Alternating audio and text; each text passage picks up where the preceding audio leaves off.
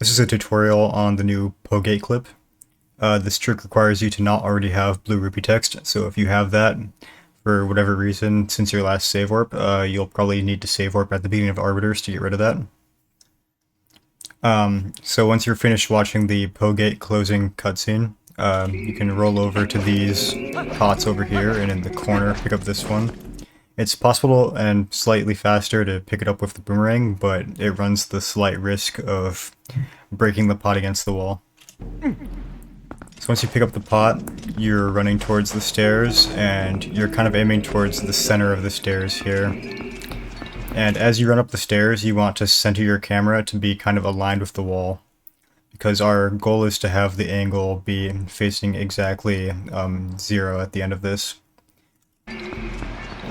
And then once you pass this line on the floor, you can press B to drop the pot. And then when you get to the wall, it's probably a good idea to do a few turnarounds, since you won't know your exact angle in a real run like we can get here of this debug info, and doing maybe 1 or 2 turnarounds will normalize your angle to be 0.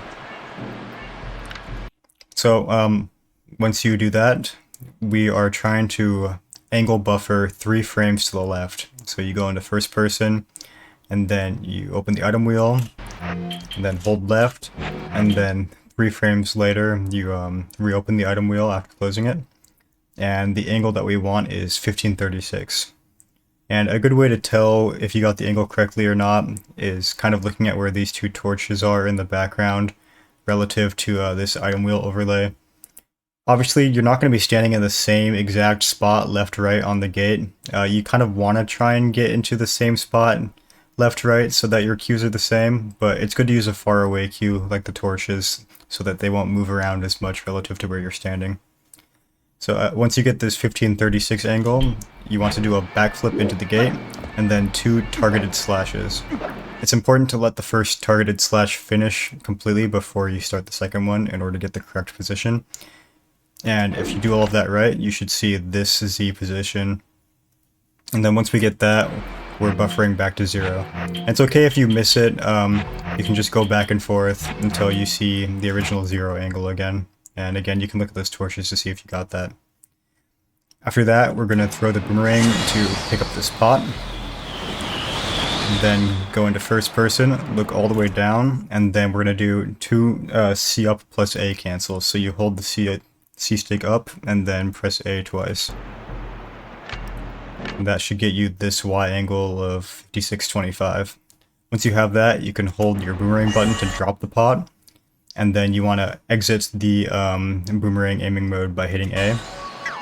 And then we're going to use the claw shot to break it. So you C up aim with the claw shot, and then you're going to aim slightly down until the reticle is over like this line of the pot or so. Break it. You pull out the boomerang again and aim. It looks like we're kind of aiming to the side, but we're just aiming straight down. The camera is a little bit weird. You aim down until you see that you can target the target the rupee. Target it, and then once you get this text, Link is moving kind of up and down there. Let me go back.